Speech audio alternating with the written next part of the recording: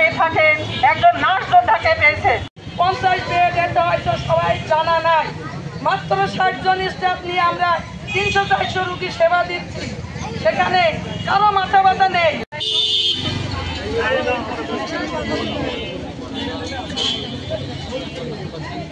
বিসমিল্লাহির রহমানির রহিম।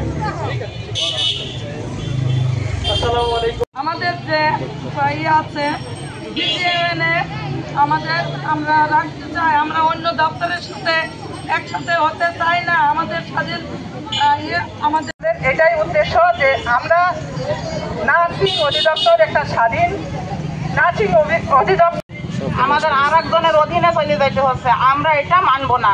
এর জন্য আমাদের যত কিছু করার দরকার আমরা করবো, আমরা রাস্তায় না খাই বসে থাকবো।